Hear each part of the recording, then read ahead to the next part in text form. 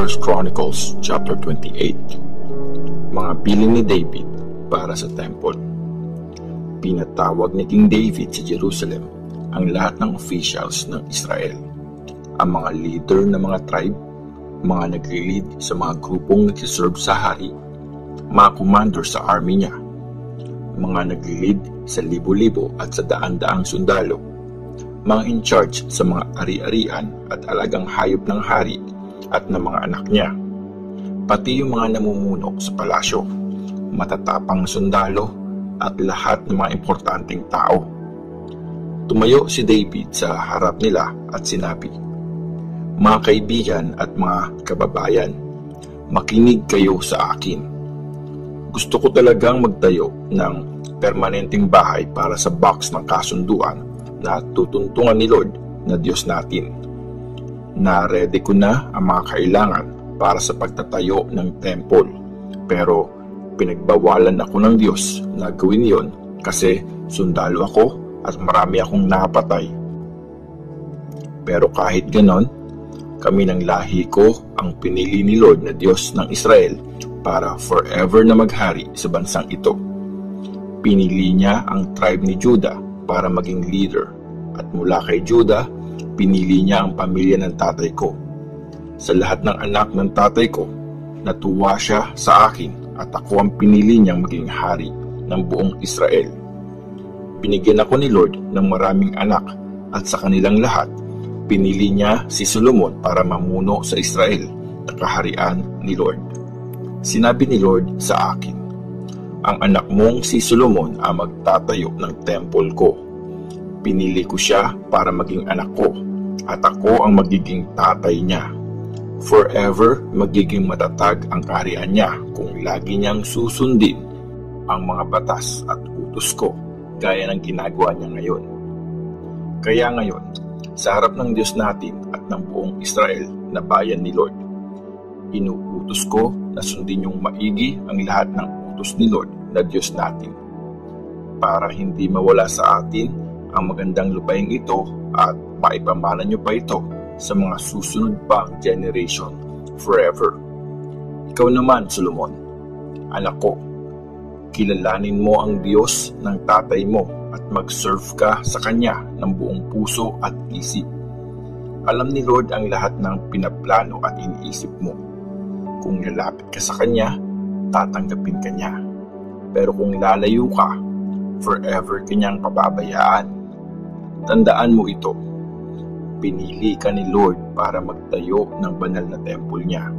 Kaya maging matatag ka at gawin mo ito.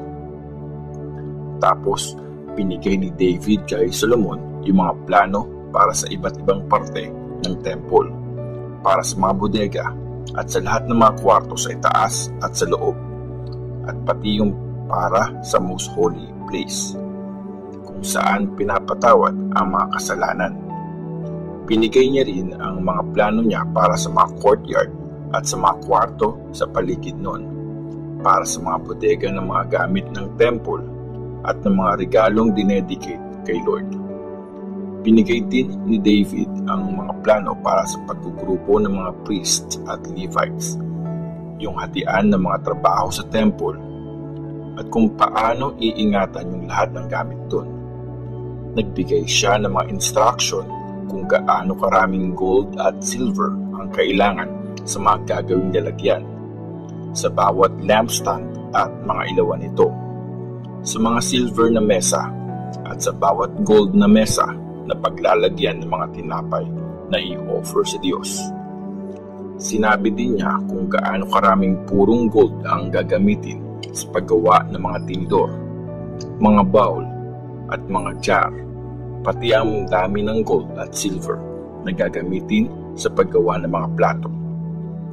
Binili niya din ang timbang ng purong gold na gagamitin sa paggawa ng altar na pagsusunugan ng insenso, pati yung para sa karwahe ng mga creatures na may pakpak na tumatakip sa box ng kasunduan ni Lord. Sabi ni King David, ang lahat ng ito ay nasa plano na sinulat ayon sa instructions na binigay mismo ni Lord sa akin. Sinabi pa ni King David sa anak niyang si Solomon, Maging matapang ka at huwag kang matatakot. Simulan mo ang trabaho at huwag kang panghihinaan ng loob. Sasamahan ka ni Lord God na pinaglilingkuran ko. Hindi ka niya iiwan, hindi ka niya pababayaan. Sasamahan ka niya hanggang matapos mo ang lahat ng kailangan gawin sa temple niya. Inassign na sa mga priest at Levites ang mga gagawin nila sa temple. Tutulungan ka ng mga taong magagaling sa iba't ibang klase ng trabaho at susunod sa utos mo ang lahat ng tao at ang mga leader nila. 1 Chronicles chapter 29. Mga regalo para sa pagtatayo ng temple. Inannounce ni King David sa lahat, ang anak kong si Solomon ang pinili ng Diyos pero bata pa siya at kulang sa experience. Sobrang laki ng trabahong kailangan gawin kasi hindi palasyo para sa tao ang itatayo. Temple ito para kay Lord God. Ginawa ko ang lahat ng kaya ko para ma-prepare ang mga materials para sa temple. Gold, silver, bronze, bakal, kahoy, madaming batong onyx at mga batong pang-decorate, makukulay at mamahaling mga bato at mga marmol. Hindi lang yan, nagbigay pa ako ng sarili kong gold at silver kasi mahal ko ang temple ng Diyos. Nagbigay din ako ng 105,000 kilo ng gold at 245,000 kilo ng purong silver para maipang-decorate sa mga pader ng temple at para sa mga bagay na gagawin pa ng magagaling na trabahador. Ngayon, sino na ang willing na magbigay para kay Lord? Tapos, nag-volunteer na magbigay ang mga pinuno ng mga angkan, ang mga leader ng mga tribe, ang mga commander ng army, at ang mga nag-iingat ng mga ari-arian ng hari. Ito yung mga binigay nila para sa gagawing temple. 175,000 kilo ng gold, 350,000 kilo ng silver, 630,000 kilo ng bronze, at 3.5 million na kilo ng bakal. May mga nagbigay din ng mamahaling bato at sinama yon sa yaman ng temple. Minamanage yon ni Jehiel na isang Levite at galing sa angkan ni Gershon. Masaya ang mga tao kasi lahat ng yon ay kusang loob at buong pusong binigay kay Lord. Sobrang saya din ni King David. Nagpuri si David sa Diyos.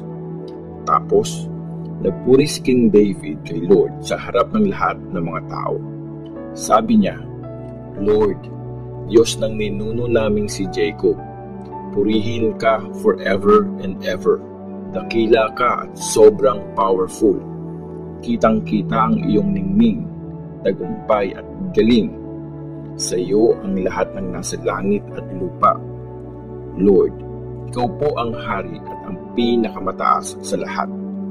Galing sa iyo ang lahat ng yaman at honor, at ikaw ang naghahari sa lahat. Malakas ka at powerful. Ginagawa mong malakas at magaling ang kahit sinong gusto mo. Aming Diyos, thank you po. Pinupuri namin ang napakaganda mong pangalan. Pero sino ba kami ng mga kababayan ko? Wala talaga kaming mabibigay sa iyo kasi regalo mo ang lahat ng ito. Binabalik lang namin. Mga dayuhan lang kami na naglalakbay gaya ng mga ninuno namin. Parang anino lang ang buhay namin at wala na kaming pag-asa. O Lord, aming Diyos, dinala namin ang mga kayamanang ito para maitayo ang temple na mag-o-honor sa banal mong pangalan. Pero sa iyo din galing ang mga ito at sa iyo ang lahat ng ito. Alam ko pong tinitest mo ang puso ng lahat at natutuwa ka sa mga matuwid. Binibigay ko ito sa iyo ng sincere at maluwag sa loob.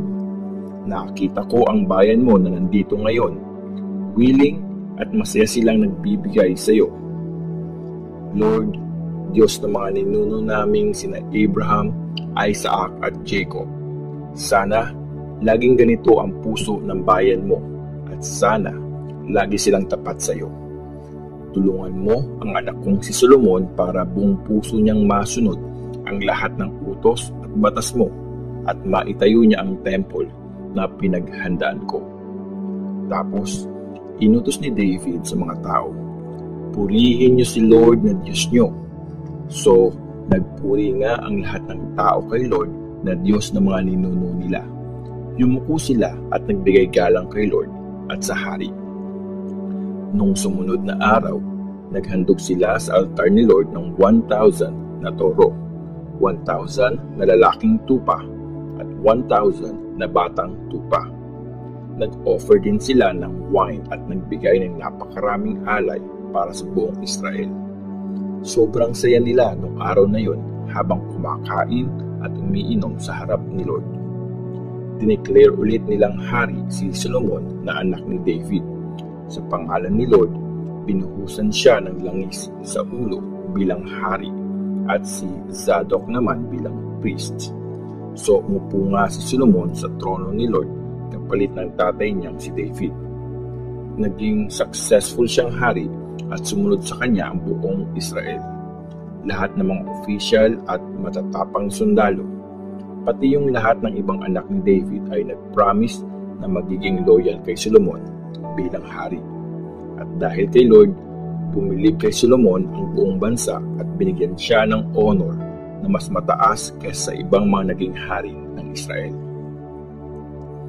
Ang summary ng paghahari ni David. Naghari sa buong Israel si David na anak ni Jesse sa loob ng 40 years. Namuno siya sa Hebron ng 7 years at 33 years naman sa Jerusalem. Mayaman siya at nirerespeto ng lahat. Matanda na siya nang mamatay at ang anak niyang si Solomon ang pumalit sa kanya bilang hari. Nakalagay ang lahat-lahat ng ginawa ni King David sa mga records na sinulat ni na Prophet Samuel, Nathan at Gad. Naka-record kung paano siya namuno at kung gaano siya ka-powerful.